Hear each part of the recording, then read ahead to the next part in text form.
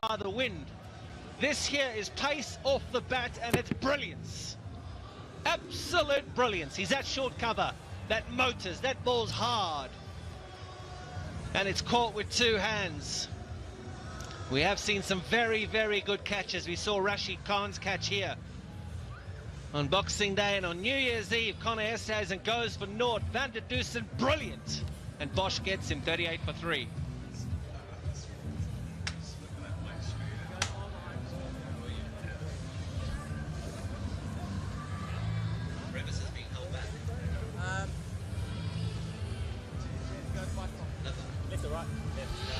Yeah, fielding, that's a big part in this game. And just look at that, milliseconds to react. Brilliant, two hands to it. Fantastic catch by Rassie van der Dusen.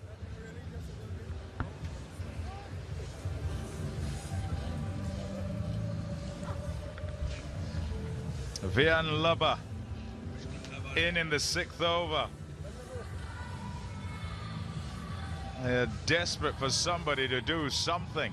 They need an innings. They need a partnership here in the Pretoria Capitals. And you were just asking me the question about roles and where you bat and how you bat and who bats. 1, 2, 3, 4, 5, 6, 7. Well, Deval Brevis, he hasn't come yet to the wicket because he has a role to play later on in the innings. Lubber is the batter now in charge to go and get some sort of a partnership. Him and Hope have just got a bat here. You lose 3 wickets, you lose 4 wickets in a power play. You're almost certainly dead and buried in the fixture. Again, good fielding, Van der Dusen. It's that anticipation. All the youngsters out there watching the way that he took that catch. Just have a look at Van der Dusen there. You'll see him again. We'll show you a little bit of a slower replay. But look at him right to screen. He's walking in. Everybody says walk in with the bowler. Well, he's walking in there and he's ready. He's very, very ready.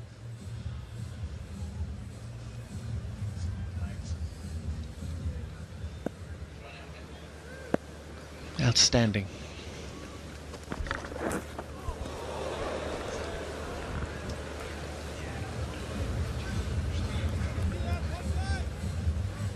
But yeah, we're just talking about the roles. He has a role. We know what Rassie van der Dusen's role is. See him top of the screen when he walks in and he takes this catch. But talk about his batting as well. You know that he's the kind of guy. He's that rock in the order. And I think that's what you're talking about in this Pretoria Capital side. They don't really have a rock. You don't see a rock. They are all dashers. And they've got another dasher that's going to be coming in, Deval Brevis. No! So they have to find a partnership. These two have to find something. Yeah, you talk about Deval Brevis. And I'd actually would have loved to see him hawk out here at number 5. Take ownership, take responsibility. And playing in innings of substance. Get yourself a platform to launch from a bit later on. Yes, we know you can bash it out the ground, but as you develop as a player, like you say, KP, you want to play those innings of substance. When the team is in difficulty, you walk out there, you be the man, you get your team into a position of dominance.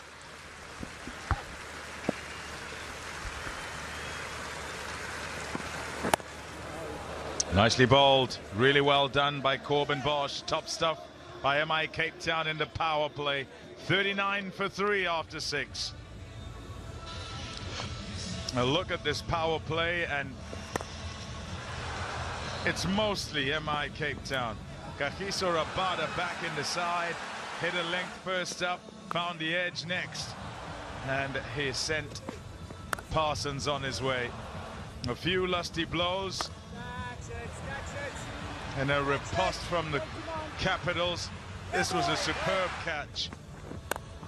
Made the ground up really quickly, Rashid Khan, and took it out the sky, and then plucked out the air by Rassie van der Dusen. So in the power play, 39 for 3, a top start for the home side. Let's get to the couch. What's it like out there, Nickers?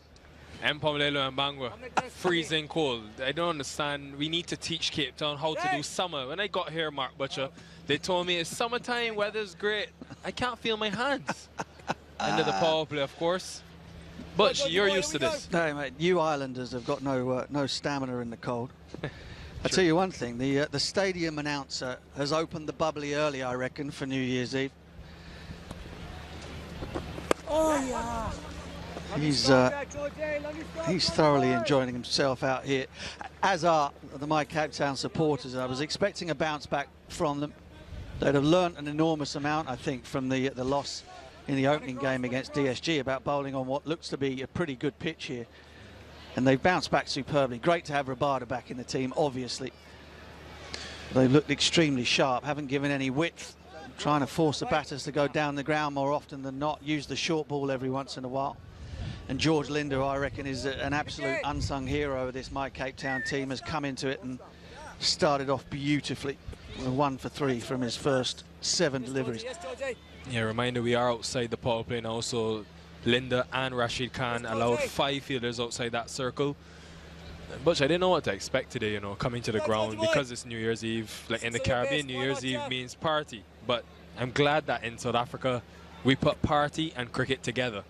And people have come out in their thousands to Newlands today. Yeah, terrific crowd. Oh, that's not so good. That's the opposite of terrific from Nicholas Pooran. Maybe he's too cold, but He's thinking about partying back home. Rare from Pooran, to be honest. One of the better boundary fielders, would have been the discussions to keep in this tournament. Yeah, he'll be disappointed with that by his standards, but maybe a release of pressure for Vian Lubber.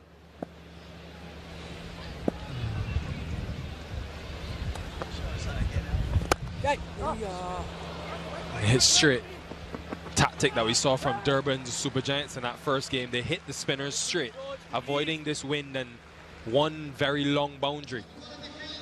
It's just interesting watching Pooran and listening to you talk about his excellence on the boundary usually.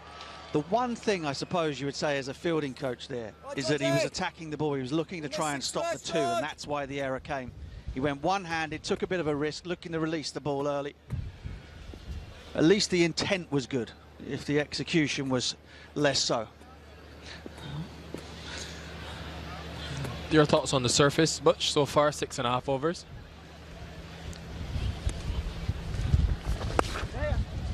I think it's pretty good still. Certainly a little bit less grass by all accounts than the record run scoring game against the Super Giants in the opener. And as a consequence of that, Linda has just held the odd one. The one that got rid of Smeed just turned a fraction. And I wonder whether skipper Rashid Khan might have said to the groundsman, you know what, just give us just a little bit less grass. Give me a chance to get into the game here.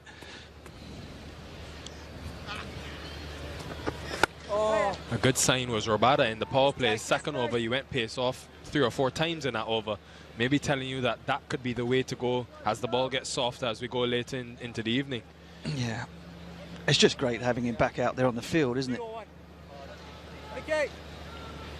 Picked up that 4 for last year, Butch, in the final. What a performance that was to win his team the tournament. I just love watching him run in and bowl. He's like a Rolls Royce, and he just purrs into the crease. Effortless speed. Certainly not effortless, but he makes it appear that way. And it was clear they missed him in the power play in that first game when DSG got to 68 in the first 6. You see his value today, 49 for 3.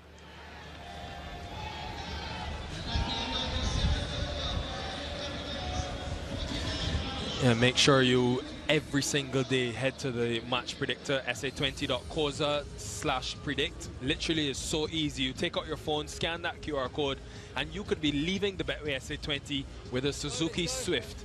It's a no-brainer, guys. There are plenty more prizes to win as well.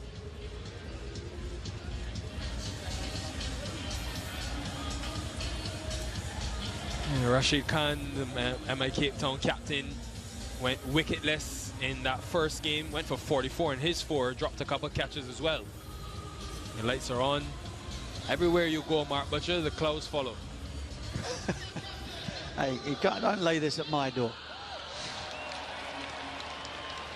But you're right. You're absolutely right, 100%. Yeah, Rashid Khan being taken at 11 runs per over by a DSG. And I said at the top of the show that I said that there's absolutely no way that that was going to happen again tonight. Let's see. And I mentioned in the last over, but Butler a couple of times and Klaasen hit him straight. He operated from this end. And if you do that, you avoid that heavy southeasterly breeze that Pommy was talking about. It's also a 67-meter boundary, leg side for Shea Hope. So that's quite a sizable hit as well.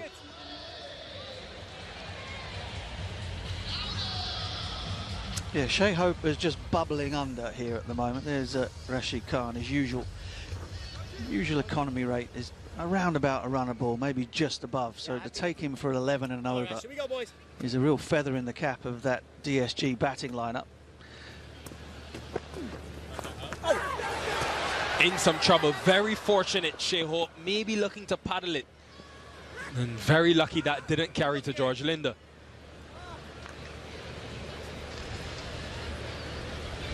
Yeah, big risks taken by Shea Hope here. One of the last things I think you want to do as a batting lineup is to get Rashid Khan